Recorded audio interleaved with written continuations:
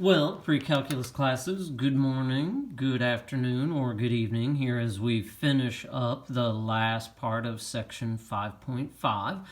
This will be the part where we actually do all calculator work. So the one thing you do want to double check right now is make sure your calculator is in radian mode before we do this. And then the next thing that we're going to do, because we are using our graphing calculators, is we're going to talk a little bit about when we are going around the unit circle.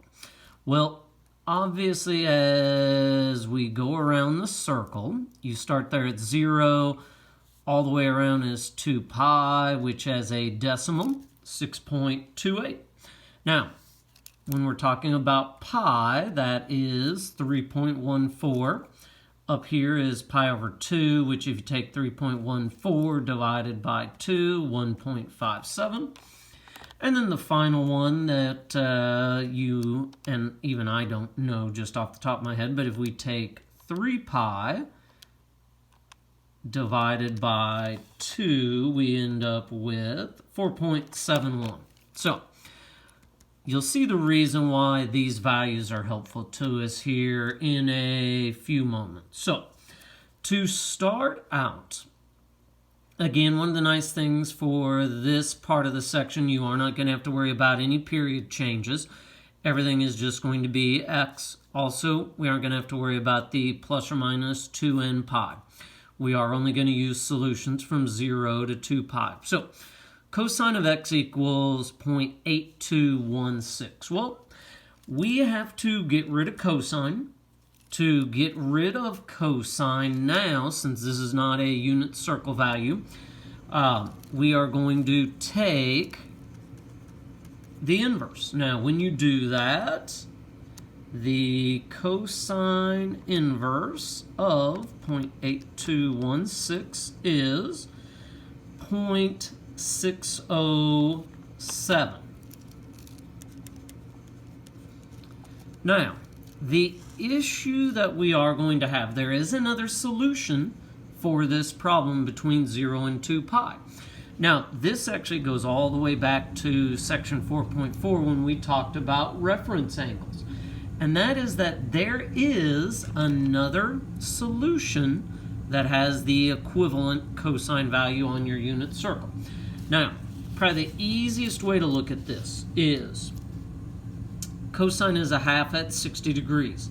The other place where it is a half is at 300 degrees. So these two, to find the alternative value, what you're going to do is you're going to take 360 minus the quadrant 1 spot, or because we're using radians, for cosine, you are going to take 2 pi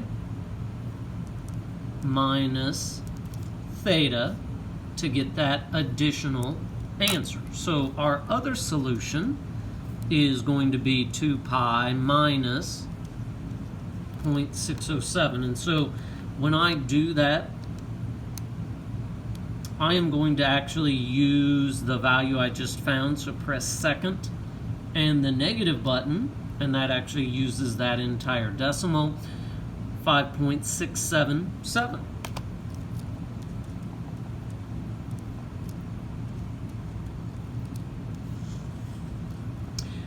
Different applications may ask you to round to different spots.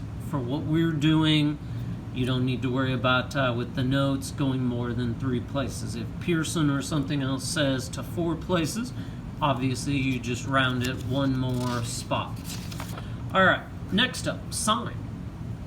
Sine of x is 0.7502. Again, to start this, we are going to take the inverse, and when you take sine inverse of 0.7502, that's going to be around 0.848. All right, sine. Again, we're going to come back, take a quick look at our unit circle. Again, I always kind of like using the 1/2 when I can. Well, sine is 1/2 at 30 and also 150. So if you are working with sine to get that second answer, we are going to, because basically if you had 30, you wanted to get the other one, you would take 180 minus 30 is 150. So to get your additional answer for sine, we are going to take pi minus theta. I know on the take-home test for 4.5 to 4.8, you had a question involving this as well. So to get our second answer, we're going to take pi minus 0.848. And when I do that, again, I'm going to actually use, I guess first make sure you push minus. I am now going to use that actual value there, and it's 2.293.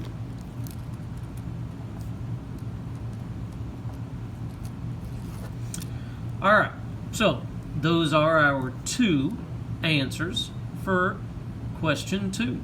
Now, example 3. Tangent x is negative 0.43078.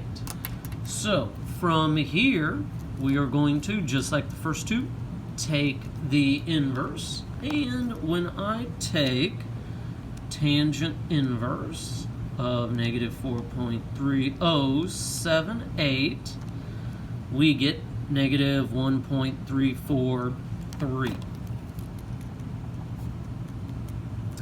All right, here's where we run into our first issue, and that is for all of these questions, we were asked to find all solutions from 0 to 2 pi. So whenever you end up with a negative solution, basically what we're going to do is, all the way back to the very first day of this semester, we're going to have to find a coterminal value. To find that coterminal value, anytime the calculator gives you a negative answer, you can simply add 2 pi.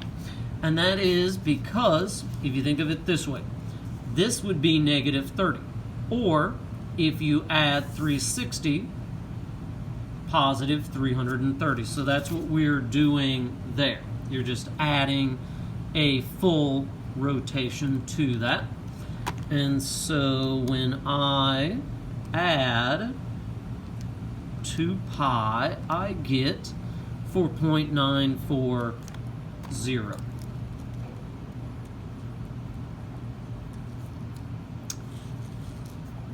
Now, in terms of your second answer, sine, you take pi minus theta.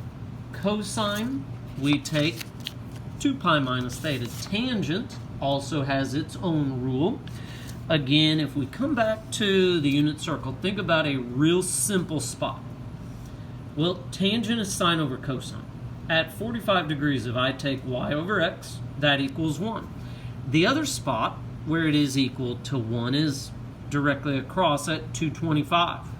Here, if I took y divided by x, the negatives are also going to equal 1. So, if I am working with tangent, depending on what quadrant you have an answer in, for tangent, to get my second answer, I can either take theta, which is what we have here, and either add or subtract pi.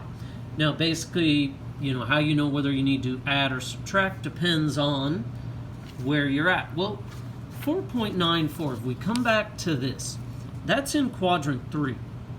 If it's in quadrant 3, I want to subtract pi.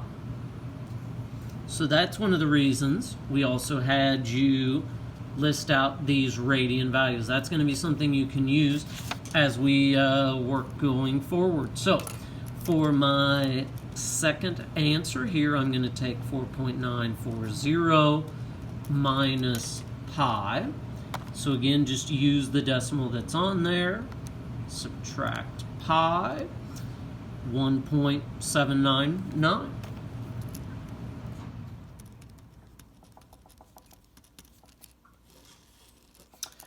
So again, now we've looked at kind of an introductory example for cosine, sine, and tangent.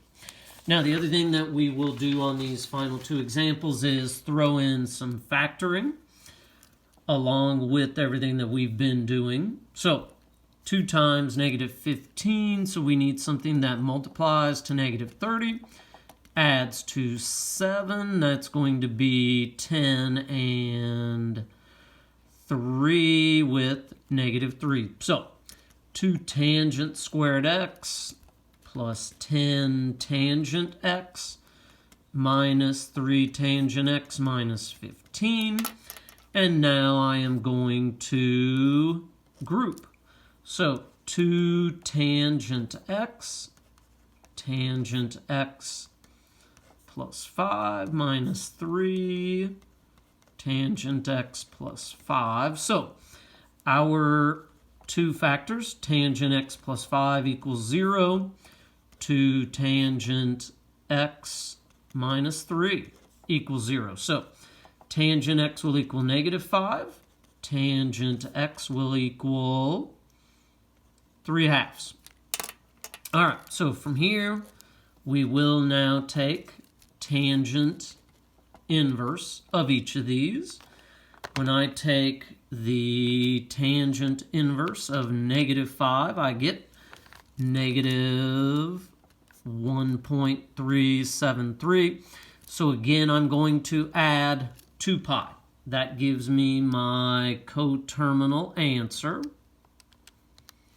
4.910. Now, from here, there is one of the answers for tangent, as we just found on the last example. To get your additional answer, either add or subtract pi. This is in quadrant 3, so we'll subtract pi. So when we do that, our other answer is 1.768.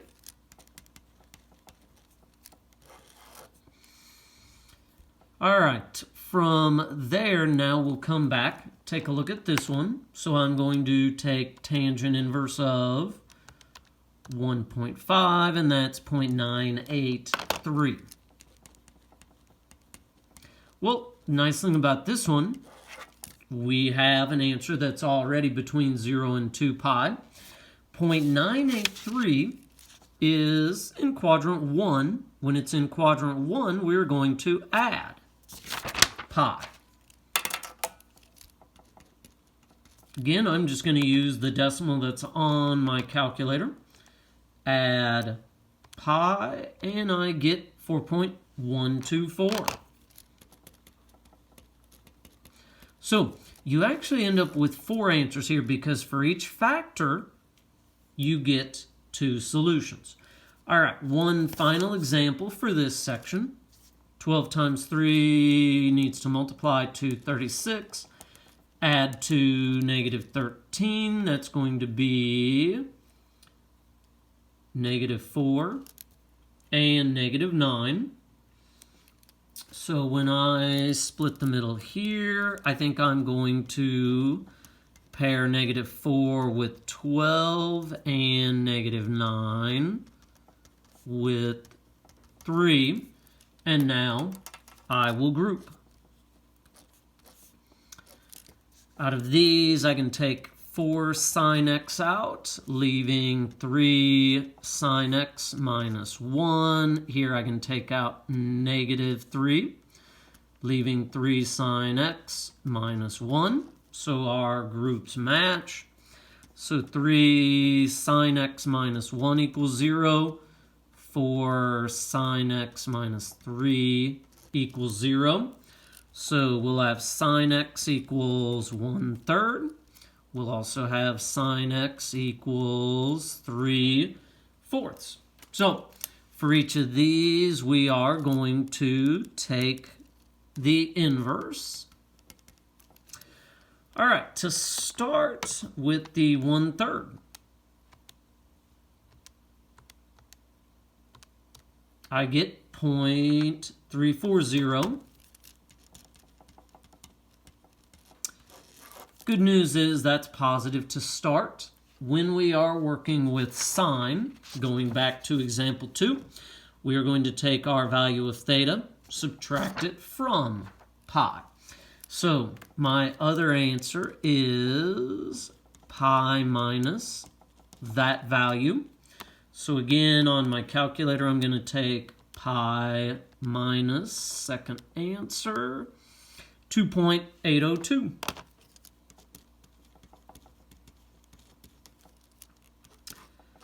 All right, coming back over to this one, we are going to take sine inverse of 3/4, 0.848. And again, nice thing there, that is positive, so we don't have to worry about a coterminal angle. Again, when it's sine, subtract from pi.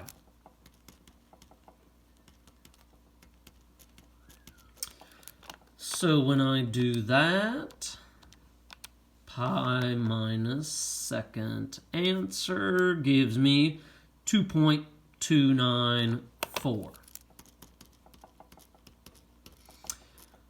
So again, for each factor, we have 2 separate answers. Now, for the last part of section 5.5, the original intent was to have a worksheet for these. That is going to actually be an assignment that you will find on Schoology.